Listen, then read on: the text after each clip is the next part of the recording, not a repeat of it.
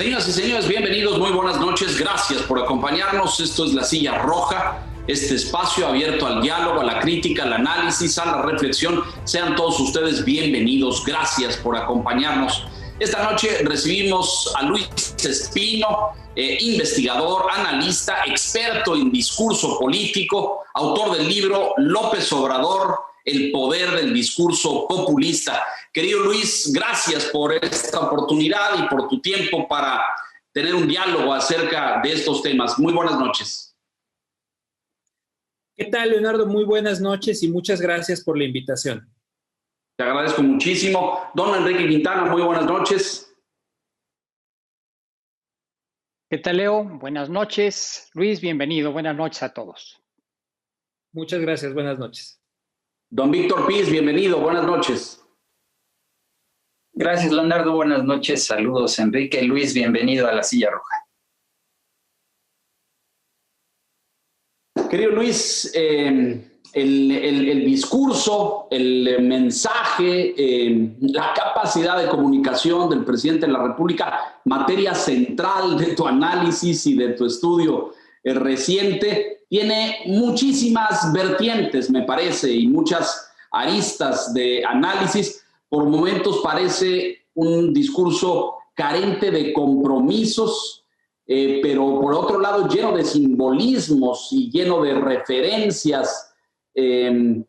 Pareciera ser que el presidente gobierna a través de la palabra, a través del mensaje y del discurso, aunque luego eso en los hechos y en las acciones no se traduce concretamente en actos de gobierno, en políticas públicas, en hechos verificables. Y eso me parece, a 3 años casi de gobierno, es más que evidente. Es decir, no tenemos un país en paz, como él insistió tantas y tantas veces. Muy por el contrario, tenemos un serio problema de inseguridad, con más muertos a estas alturas de lo que tenían los sexenios anteriores. Y así podríamos hacer un recorrido amplio por diferentes materias, en materia de salud, de seguridad, de educación, etcétera, etcétera. ¿Cómo arrancar este diálogo, Luis, con la descripción del discurso que tanto has estudiado? Por favor. Sí, bueno, pues efectivamente el presidente tiene en el discurso su principal herramienta, pues no solo de comunicación, sino de gobierno. El libro que yo escribí, el libro López Obrador, el poder del discurso populista, surge precisamente cuando me preguntaba cómo era posible que hubiera esta brecha tan grande entre los hechos, entre los resultados, entre la realidad, por decirlo de alguna forma, y la gran aprobación de la que goza el presidente. No solo en términos del número, que podría ser comparable con los niveles de aprobación de presidentes anteriores a estas alturas del sexenio, sino la intensidad de la aprobación y esa fuerte relación emocional que el presidente ha sido muy exitoso en construir con sus seguidores. Y esta brecha entre aprobación, relación emocional y desempeño, yo en el libro la trato de explicar a través del poder del discurso del presidente, que en efecto no utiliza la palabra para describir la realidad, sino que él va generando una realidad paralela con su discurso, en la cual él no es un presidente más, no es un funcionario público que tiene que dar resultados concretos y tiene que rendirnos cuentas, sino un líder providencial, una suerte de héroe patrio en vida, a la altura de Juárez, Morelos, Madero, que está haciendo algo más importante y más grande, que es a lo que él llama en su narrativa la cuarta transformación del país.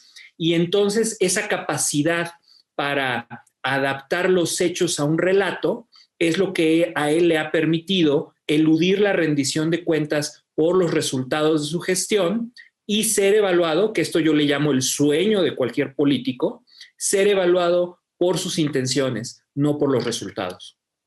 Fíjate qué importante esto, porque sí, evidentemente, ya lo señalas, pero hay pues una disparidad entre la realidad y el discurso, ¿no? Entre esta retórica. Me pregunto si en algún momento lo va a alcanzar la historia, porque pues a todo servidor público le exigen una rendición de cuentas, especialmente a un presidente. Me permito si eso sucederá en algún momento, Luis. Pues yo creo que ya llevamos varios, pues ya 3 años, ¿no? Prácticamente 3 años diciendo, esta crisis ahora sí le va a costar, lo va a alcanzar. Empezamos con la recesión económica generada por sus decisiones el primer año. Después tuvimos el desabasto de gasolina, la explosión de Tlahuelilpan, el Culiacanazo, que fue una crisis mayúscula. Yo la describo en el libro como un acontecimiento que incluso puso en entredicho el presidente de la República en funciones, la lealtad del ejército, la puso en entredicho, empezó a hablar de golpes de Estado. Después, el tema de la pandemia, que pues es también una crisis humana, social, económica y obviamente sanitaria enorme, nunca antes vivida en el mundo y por nuestro país. Y cada crisis, el presidente parece salir ileso o parece resistir.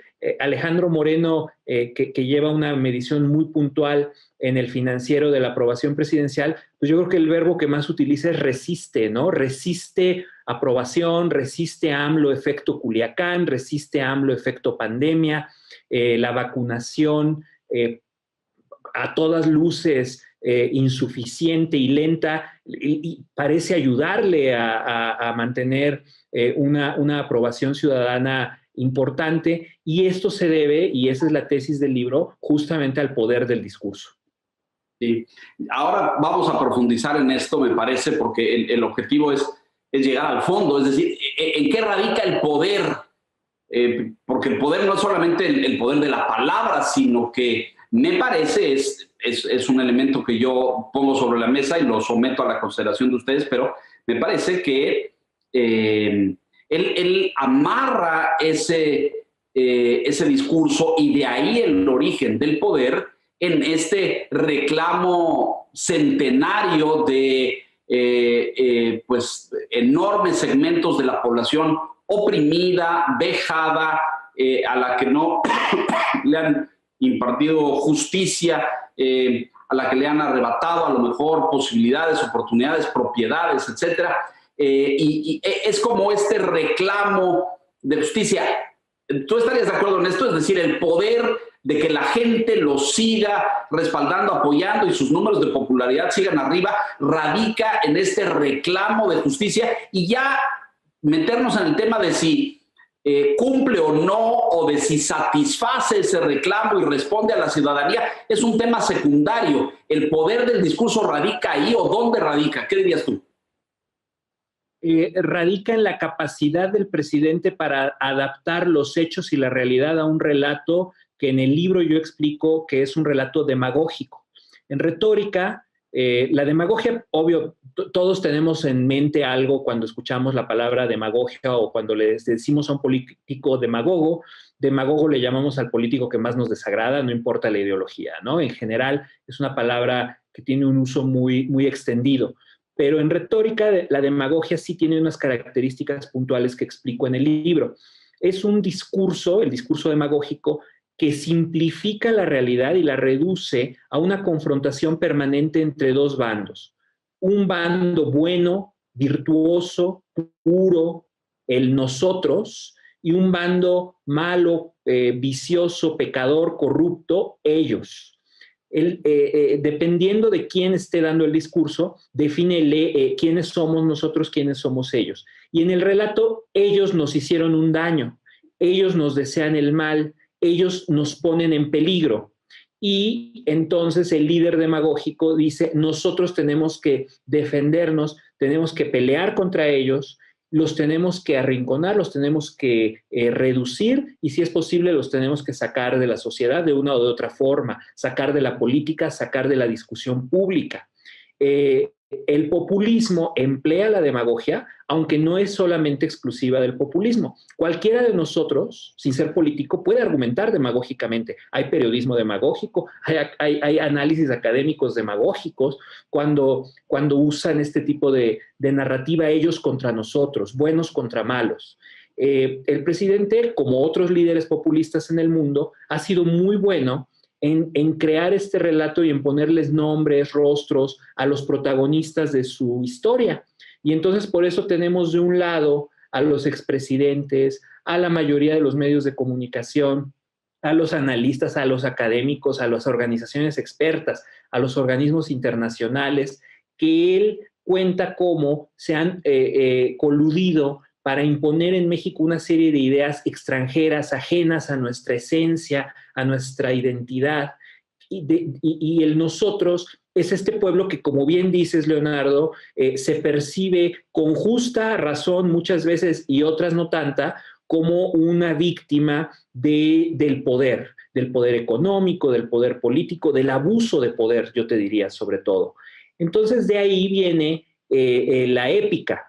Este discurso es emocionante, este discurso toca fibras sensibles, porque la política y en general el día a día, el gobierno, se vuelve una lucha permanente entre dos bandos, el bien contra el mal, y nuestras mentes están muy acostumbradas a entender los relatos así, porque yo explico en el libro que el discurso del presidente sigue la estructura de los relatos, de los cuentos que nos han contado y hemos leído desde niños. Había una vez un gran país muy rico donde había recursos naturales, riqueza para repartir para todos, pero a ese país rico llegó una élite malvada, los neoliberales, que empezaron a quitarle la riqueza a los verdaderos dueños de esa riqueza que es el pueblo. Y entonces ese relato, el presidente nos tiene todos los días, atentos al siguiente capítulo y al siguiente capítulo. Y él simplemente va dando a diario ejemplos que confirman que su relato es cierto. Y entonces por eso los resultados, las estadísticas, si la economía no crece, si la vacunación no avanza, si los muertos de la pandemia se acumulan, van quedando en segundo plano. Lo importante para el presidente y sus seguidores es que los villanos del relato están siendo castigados, están siendo señalados y exhibidos y la están pasando mal.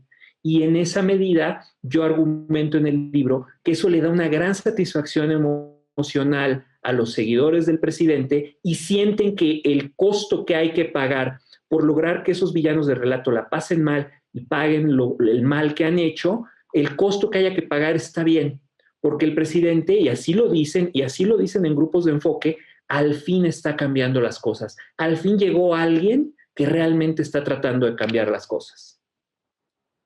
Híjole, aunque luego en la realidad eso no se traduzca en hechos concretos. Ahorita entramos a los detalles. Enrique, por favor. Me evocas, Luis, en estas consideraciones dos referencias. Me recordaste a Sherezada en las 1001 noches, contándonos todos los días un cuento y deseosos de ver cuál es el siguiente.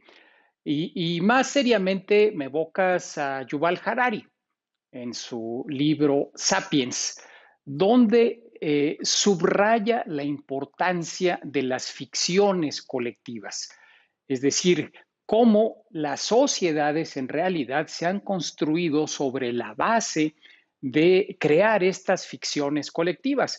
Y el éxito de un líder en alguna medida depende de arraigar en la masa, en el grueso de la población, este relato que podría intentar ser exitoso y no serlo, y el líder pues pierde, pero si logra arraigarlo, si logra ponerlo en la mente de la ciudadanía, entonces se convierte ese relato en la realidad. No importan las estadísticas, no importan los resultados concretos, lo importante es esa percepción creada que es la que le da el éxito al líder. ¿Estoy entendiéndolo correctamente?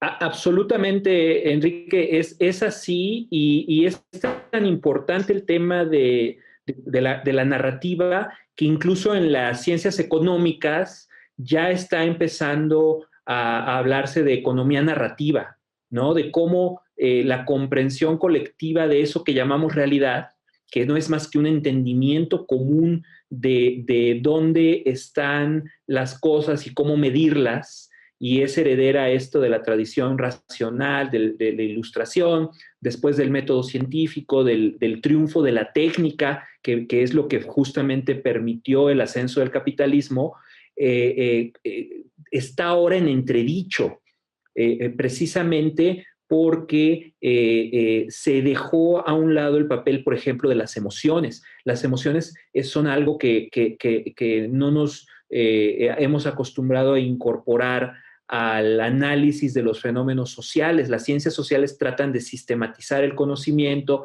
tratan de entender a la sociedad y generar reglas que pueden ser aplicables a varias situaciones, a varios países. Mira, si haces esto vas a crecer, si no haces esto no vas a crecer, es el caso de la economía. Y esto dejó en manos de la política el monopolio de la emoción. Y desde el tiempos de los griegos había políticos muy hábiles, los famosos demagogos, que eran capaces de despertar la emoción en las masas, que justamente los filósofos griegos veían con gran desconfianza, porque que la mayoría esté de acuerdo en algo no vuelve ese algo cierto o no lo vuelve la mejor decisión. Y bueno, de ahí que ahora, con este ascenso global de líderes de corte populista, podamos identificar estructuras de discurso que son prácticamente las mismas. La estructura del relato de Donald Trump, la estructura del relato de Jair Bolsonaro, la estructura del relato del presidente López Obrador son tremendamente parecidas, por no decir idénticas. Lo que cambian son los nombres de quiénes son los héroes, quiénes son los villanos. A final de cuentas, el héroe, la víctima es el pueblo, esta entidad abstracta que los populistas crean con su discurso y que en efecto es la víctima, es la que ha sido sojuzgada, oprimida por los poderosos, y por eso el líder populista tiene permiso de las mayorías, como en el caso de México, o de segmentos muy amplios de la sociedad, como en Estados Unidos, para hacer y decir cosas que no se le permitirían a ningún otro político. Ese es, digamos, su superpoder, esa capacidad de hacer y decir cosas que la gente considera más que ciertas, auténticas, que no es lo mismo, se parece, pero no es lo mismo. Y por eso el líder populista siempre puede faltar a la verdad, exagerar, usar la hipérbole, o a veces, como ha sucedido, mentir abiertamente, contradecirse de un día para otro, sin pagar el precio que un político tradicional sí tendría que pagar por decir cosas que no son ciertas. A ver, Luis, pero fíjate ahí qué interesante, porque luego les va mal a esos líderes populistas y pierden elecciones y ahí estamos viendo cómo le está yendo a Bolsonaro en Brasil, nada bien, por cierto, o cómo le fue a Trump en las elecciones, ganó muchísimos votos de sus seguidores, pero perdió las elecciones. Es decir, el discurso populista no garantiza victorias. ¿Estoy en lo correcto? Claro, pero eso depende mucho de la fortaleza de las instituciones en cada país. Si las instituciones democráticas y las normas y las reglas logran contener la marea populista, en algún momento darle causa institucional y que pues se vuelva parte de la normalidad democrática, o si el movimiento populista desborda a las instituciones, como estuvo a punto de pasar en Estados Unidos con lo que vimos en enero en el Capitolio, la toma violenta del Capitolio por la masa iracunda trumpista, que fue un momento, la verdad, muy delicado para la democracia estadounidense. Creo que depende mucho ahí también de la sociedad y de los medios de comunicación y de las organizaciones expertas, universidades, academia, ONGs, think tanks, de cómo procesan la propaganda populista. Yo en el libro explico que el presidente sustituye comunicación gubernamental con propaganda y yo creo que no hemos alcanzado a darnos cuenta del efecto que está teniendo en la sociedad mexicana la exposición permanente a la propaganda del presidente, a la propaganda del movimiento populista del presidente, que usa todos los instrumentos, toda la fuerza, todo el alcance del Estado a diario para instaurar su interpretación de los hechos como la única realidad aceptable para todos. Gravísimo, pero en fin, esa es la gran pregunta de si esto un día el destino lo alcanzará o no. Víctor, adelante. Un poco lo que se comentaba, Luis, el presidente vive en el entorno del conflicto, ¿no? En la dualidad bueno y malo, en el choque entre héroes y villanos. Ese es el territorio en el que el presidente sabe ser y bueno, sobre esa base hay que asumir que será también el territorio en el que se moverá en la segunda mitad de su administración. Y voy a la pregunta, desde el podio de las mañaneras, ¿hay una intención específica para decir que un grupo de la sociedad merece menos que otra parte de la sociedad, hablando de derechos, de respeto, de dignidad? ¿Hay una intención de distraer y confundir y de ver también a una sociedad cada vez más dividida?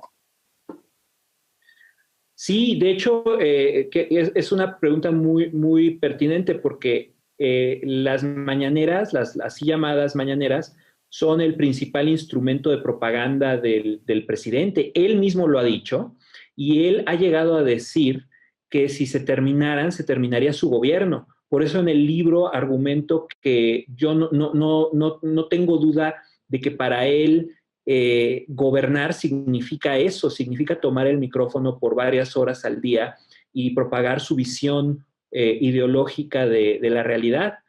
Creo que en el libro explico los 4 ingredientes que hacen de la mañanera un reality show absolutamente exitoso. La sencillez, la simplicidad, que él utiliza pues un lenguaje coloquial y sobresimplifica, como les he dicho, la realidad en un relato, ¿no? Adapta la realidad a un relato. 2, la inmediatez. Él ha convencido a millones de mexicanos, no los ha convencido, aquí estoy mal yo. Él se ha aprovechado de una creencia fundamental del mexicano, que es que para resolver los problemas solo se necesita la voluntad del presidente. Y esa creencia él la ha aprovechado y ha convencido a millones de que cuando él dice en las conferencias que algo ya se resolvió o se está resolviendo, sus seguidores lo creen. Aunque después los medios vayan registrando cómo el gobierno ha sido tan afectado en sus capacidades por los recortes arbitrarios de presupuesto propagandísticamente llamados austeridad, que ya el gobierno, la maquinaria ya no tiene la capacidad de que esa instrucción se ejecute como el presidente la dice. Pero la inmediatez es el segundo ingrediente. Tercero, la transparencia radical. Lo vemos todo el tiempo y entonces por eso creemos que lo conocemos. Confundimos familiaridad con veracidad y con honestidad. Y él lo que hace al estar todos los días, dice, miren, yo estoy aquí todos los días, él dice, en un ejercicio inédito de rendición de cuentas, aunque de rendición de cuentas sabemos, esos ejercicios no tienen absolutamente nada. Y finalmente, la salsa secreta, el ingrediente secreto de la comunicación populista es la autenticidad. ¿A qué me refiero con autenticidad? A que el presidente se muestra tal cual es. No tiene temor a ser juzgado por cómo habla, por lo que dice, por cómo se viste, por cómo reacciona emocionalmente. Él ahí lo vemos a diario, se enoja, se vuelve a contentar, se ríe, amenaza, fustiga, insulta. El insulto forma parte central del discurso populista del presidente López Obrador. Y eso hace que la gente vea y diga, es que él es auténtico. Mira, lo puedes ver tal cual es. Y confunden esa autenticidad con otras características como pueden ser toma buenas decisiones, sabe gobernar, está preocupado genuinamente por las personas y eso le da un gran blindaje al presidente que después los medios, los críticos, los que escribimos en los periódicos, los que analizan la realidad, las cifras, las estadísticas, tratan de contrarrestar con eso que llamamos la realidad, ¿no? Los hechos y los datos, y de este lado lo que tenemos son opiniones y emociones y relato. Y en ese choque, pues son dos idiomas completamente diferentes, completamente distintos, que no están generando un diálogo, simplemente son dos monólogos que cada vez son más estridentes en esto que pues ustedes lo saben muy bien, son fenómenos de polarización creciente. El discurso en el fondo pretende polarizar. Déjame dejarla ahí, vamos a mensajes, Luis, y regresamos enseguida. Es decir, uno de los propósitos es ese, porque todos los demás, estos 4 elementos que has descrito, la transparencia, la sencillez, este tema de autenticidad, que también es debatible porque es auténtica la lucha contra la corrupción y ahí habría pues enorme debate, ¿no? Es decir, o es auténtica la pacificación del país, esa creo que la evidencia demuestra lo contrario. Pero tienes razón cuando dices, no importa que eso se cumpla o no se cumpla, lo que importa es que la gente lo crea, y en eso su gente, me refiero a sus simpatizantes, sus seguidores, y en eso es terriblemente eficiente. Vamos a mensajes, si nos permite usted, rápidamente volvemos a la silla con Luis Espino, analista del discurso político.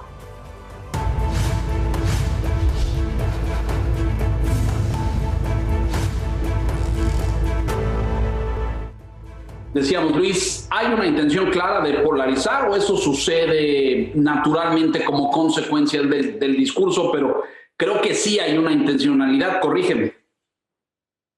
Sí, sin duda, y nada más para redondear con el punto que estabas haciendo anteriormente, Leonardo, la autenticidad es sobre el personaje, o sea, el público percibe al personaje auténtico porque se muestra tal cual es, con virtudes y con defectos.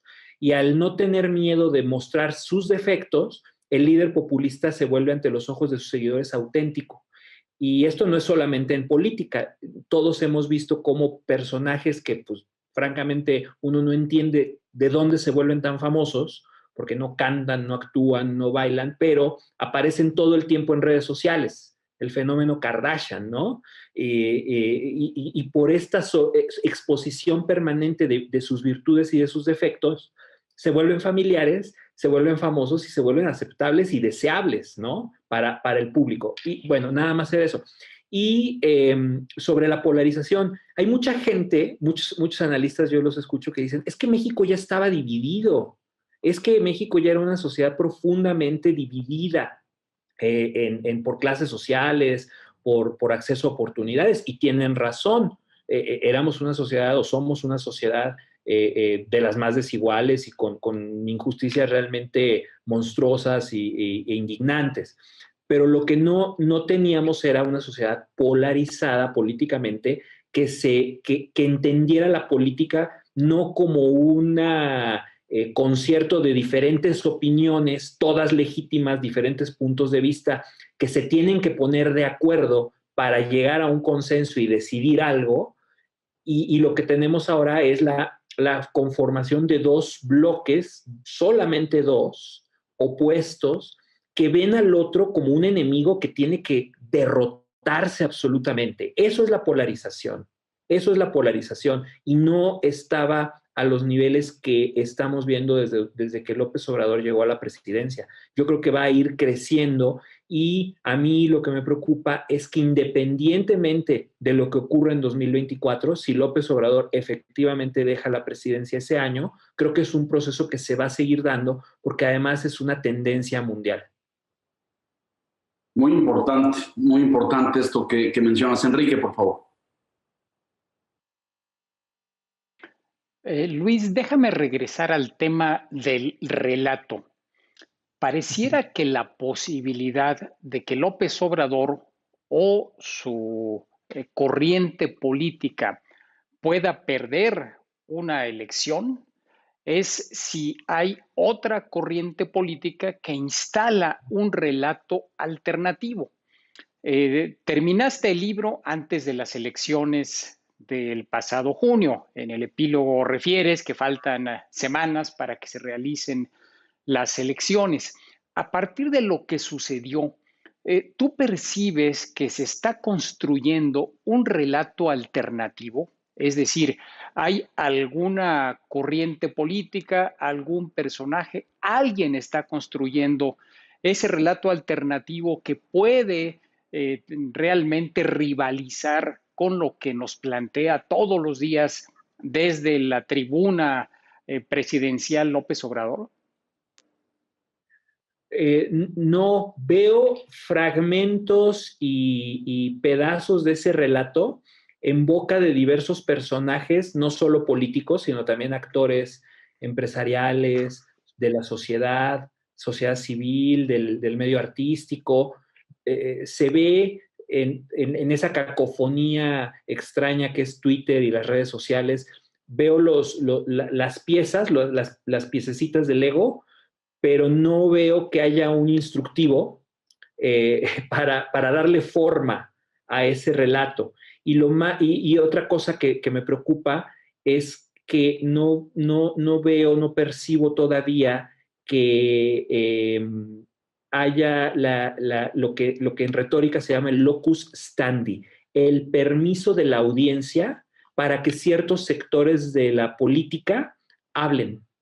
El problema de la oposición política en particular en México no es que no tenga un discurso o una narrativa.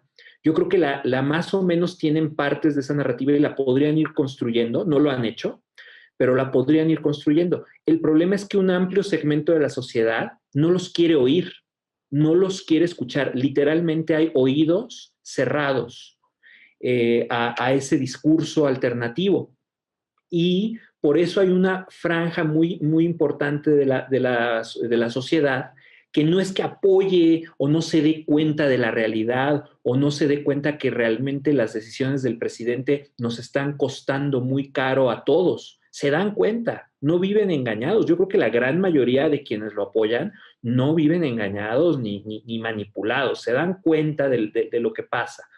Pero sí tienen un rechazo visceral al pasado que los hace impermeables ahorita a un relato alternativo, aunque el relato alternativo hable de justicia social, de ingreso básico universal, de progresismo social o económico, ¿no? Entonces no es un problema del contenido del discurso ahorita, es un problema de quién lo dice y desde dónde habla.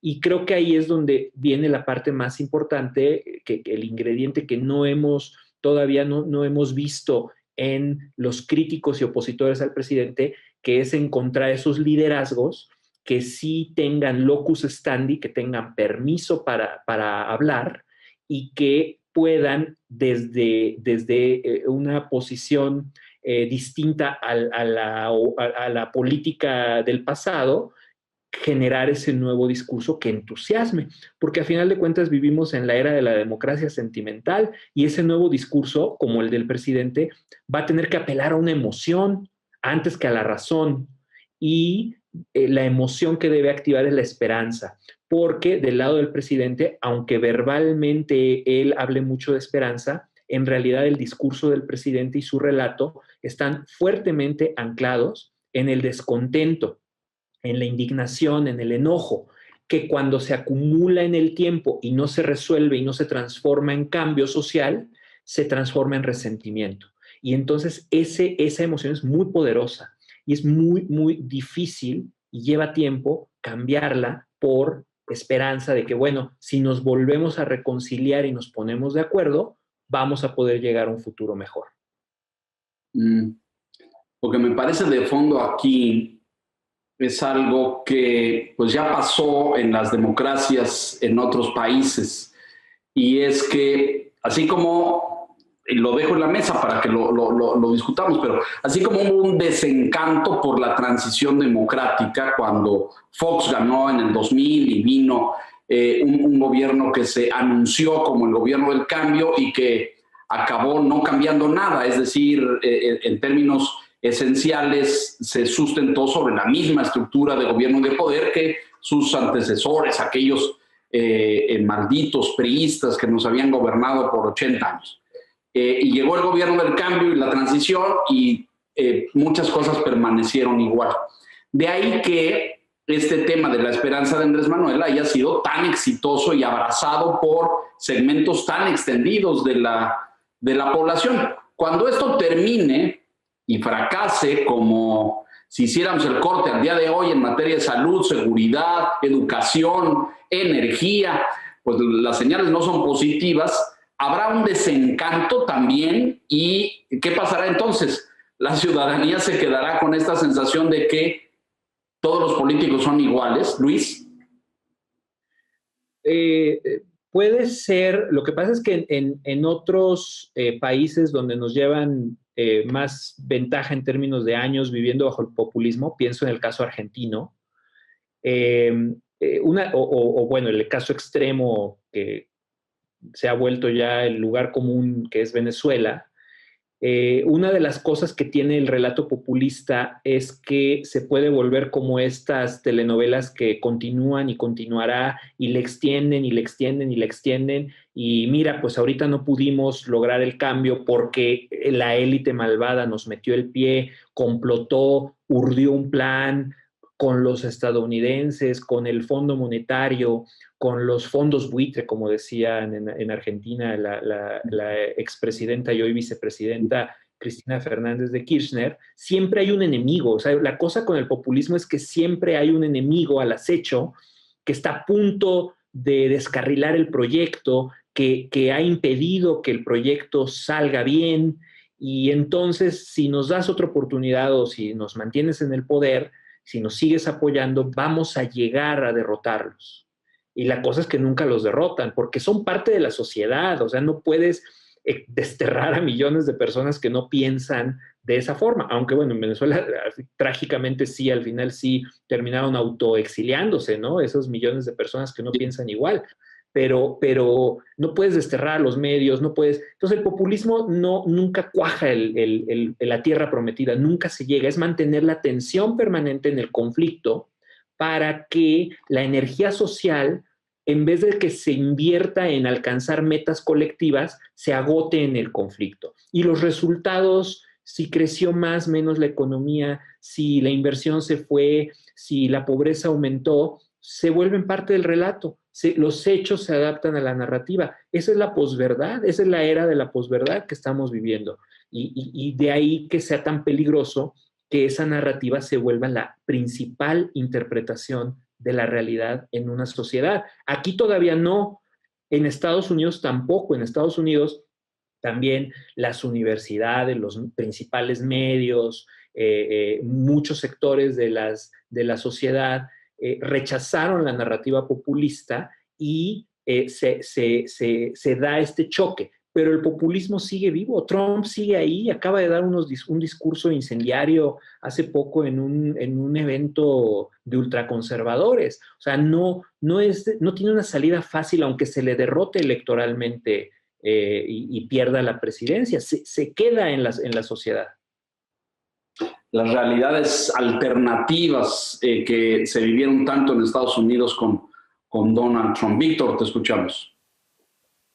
Decías, Luis, que el insulto es una parte central del discurso populista del presidente. Y en el libro ahí mencionas que nunca antes, lo cito textual, un mandatario había convertido el insulto en eje de su discurso público de la forma en que lo hace el presidente López Obrador. Dice, hay que decir que los insultos que profiere el presidente no son los términos más soeces que los mexicanos usamos para maldecir. Se tratan en su mayoría de palabras anticuadas y en desuso que muchas veces obligan a quienes les escuchamos a buscarlas en el diccionario. Dice, ese aspecto en apariencia benigno y juguetón de los insultos del presidente oculta muy bien su verdadera naturaleza como armas para destruir a personas e instituciones, comenzando por la destrucción de su imagen pública.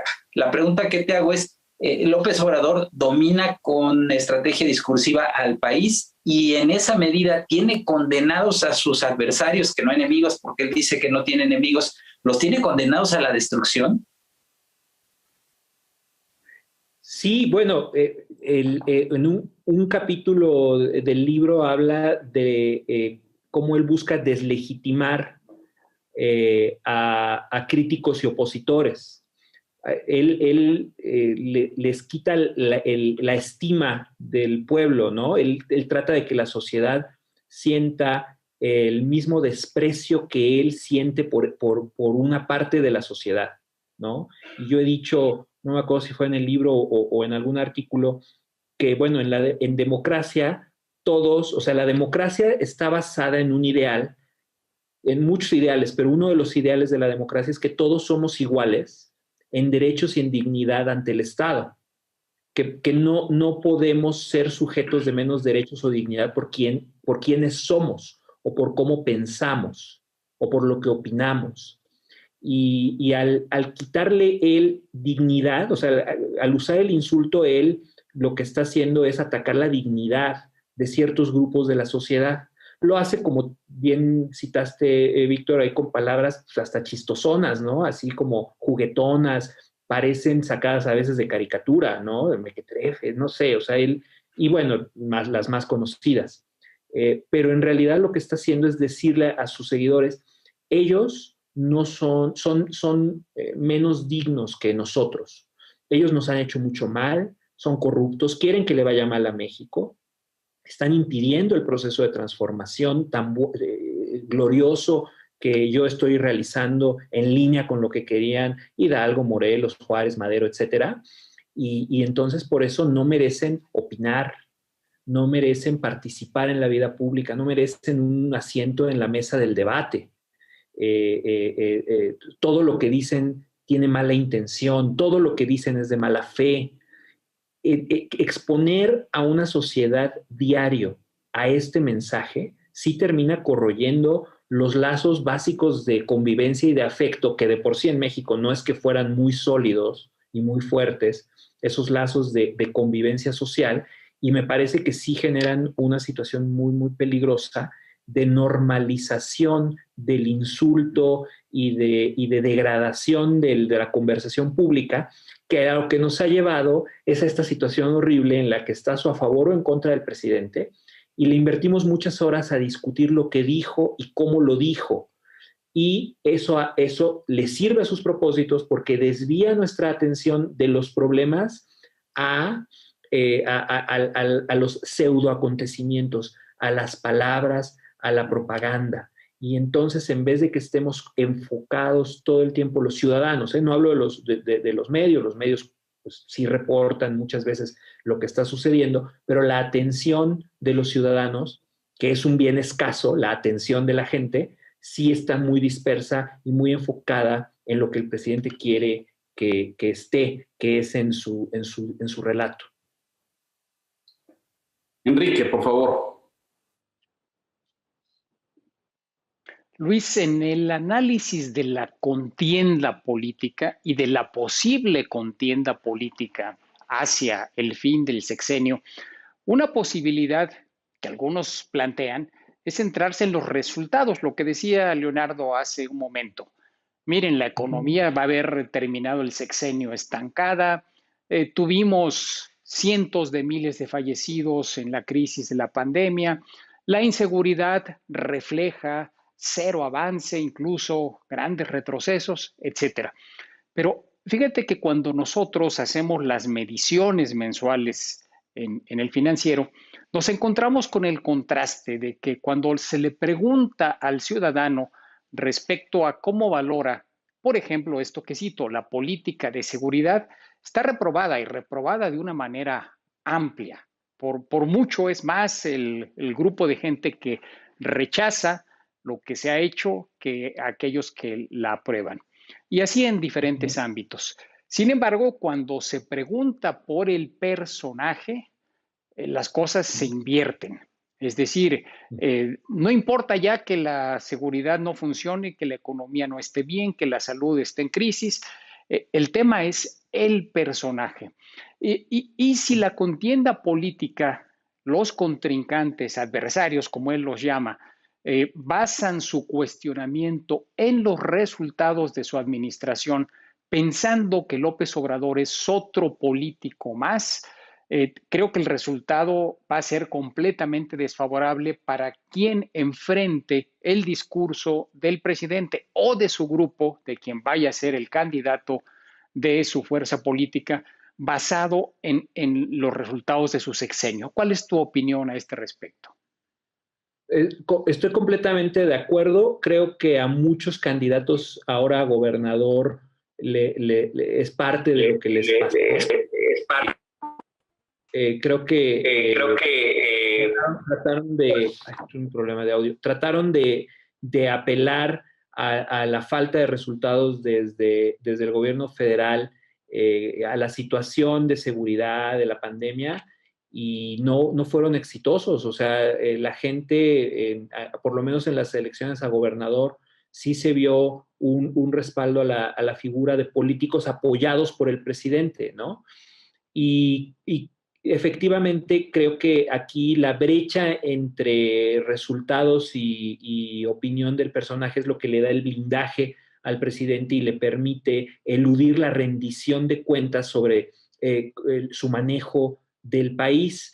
Entonces aquí lo que veo yo como posible punto medio para cambiar la conversación pública, que eso es lo que le hace falta a la oposición, empezar a cambiar la conversación pública, tiene que ver con el reconocimiento del pasado como un intento de llevar a México hacia un mejor nivel de vida, de desarrollo, de justicia, de seguridad, que no dio los resultados deseados, pero que no se debe a la maldad de un segmento de la sociedad o a la maldad de ciertos grupos políticos o de ciertos personajes políticos, sino que pues es un proceso que efectivamente no pudimos como sociedad construir y echar a andar y que funcionara bien.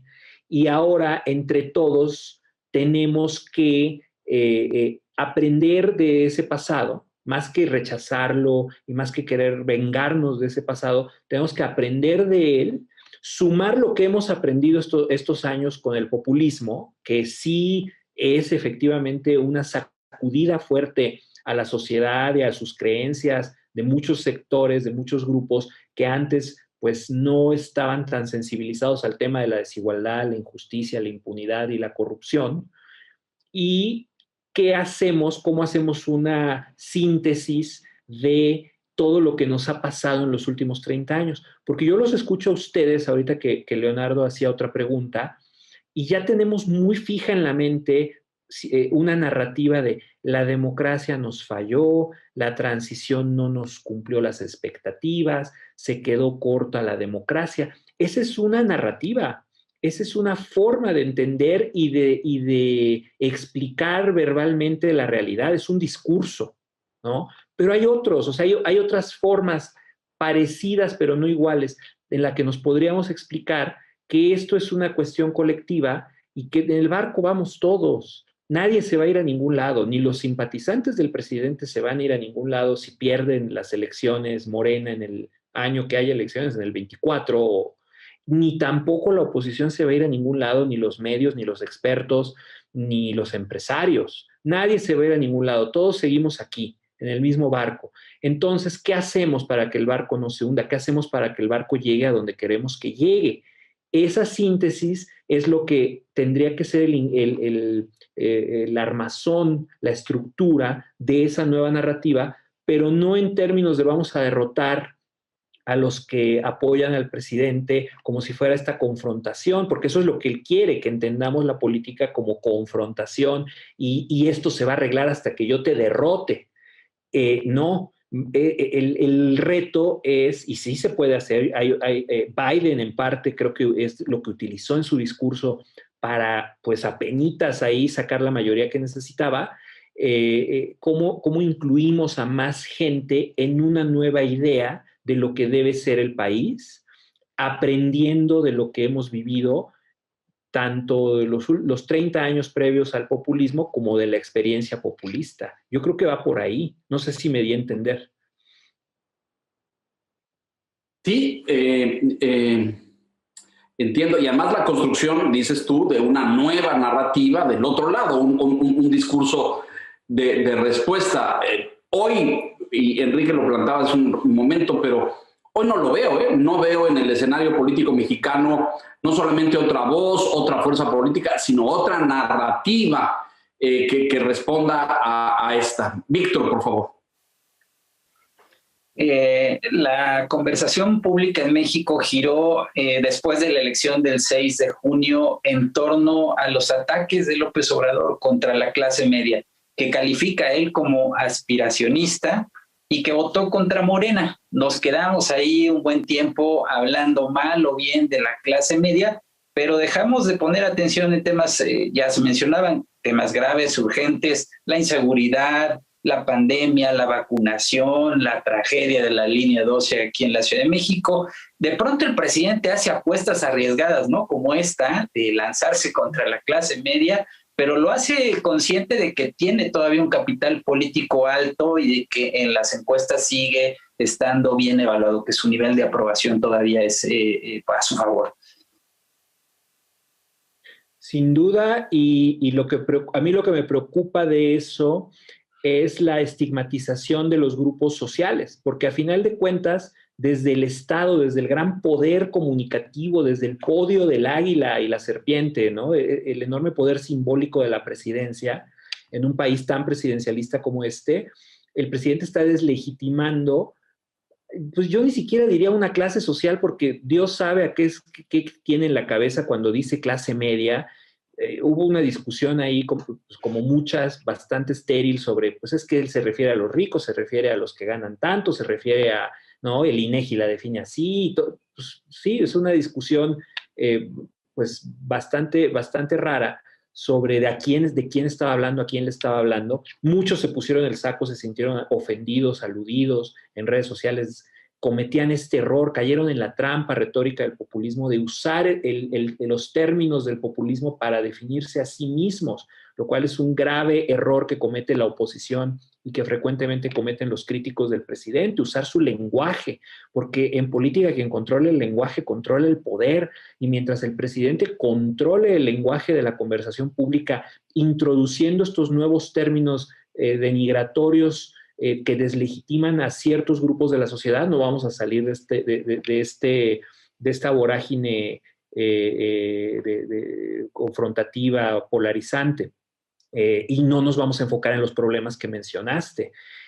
Creo que ahí el punto es entender qué resortes emocionales toca cuando él habla de esos grupos de la sociedad, a quién le está dirigiendo, quién quiere que esté enojado permanentemente con esos grupos y cómo hacemos para que esa no sea la emoción dominante en la conversación pública, porque él lo que hace es generar estos ciclos de indignación en los que primero ataca un grupo, el grupo se ofende, contesta, entonces los seguidores del presidente entran y esos ciclos de indignación y resentimiento y confrontación es lo que justamente nos están haciendo perder el tiempo en vez de enfocarnos en problemas y soluciones, que a final de cuentas es lo único que nos puede sacar adelante.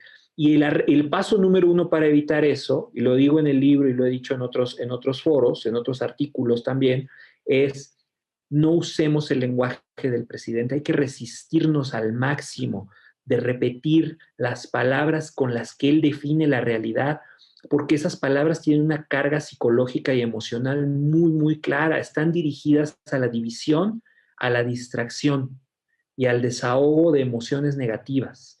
Y en el momento en el que nosotros usamos esas palabras, amplificamos la narrativa del presidente, le damos carta de legitimidad, como si fuera bueno que el presidente hable así de sus propios conciudadanos, y le damos poder, lo hacemos más grande.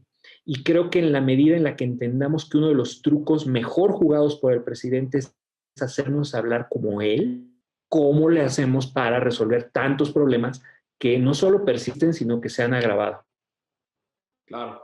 Y tienes razón, en el sentido que repetimos esa retórica narrativa, ese lenguaje, lo estamos legitimando, lo estamos validando, lo estamos haciendo nuestros como si existiera. No hay ni cuarta ni transformación. Pero es parte del discurso. En fin, se nos acaba el tiempo, nos estamos acercando al final. Les pido comentarios finales y conclusiones. Víctor, por favor.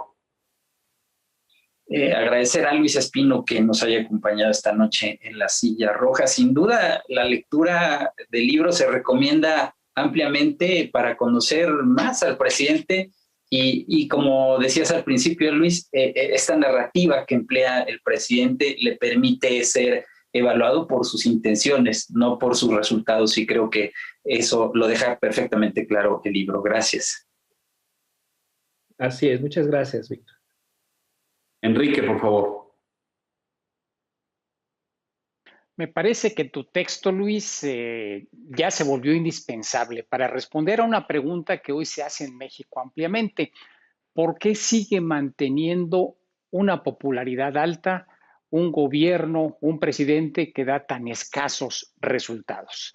Creo que la lectura del texto es probablemente hasta ahora una de las mejores respuestas a esta pregunta, con múltiples hipótesis, pero creo que la más elaborada, la más sólida es la que tú ofreces en tu texto. Así que, pues, una invitación al público a que te lea, Luis. Gracias. Qué amable, muchísimas gracias. Muy generosos los comentarios, amigos. Gracias.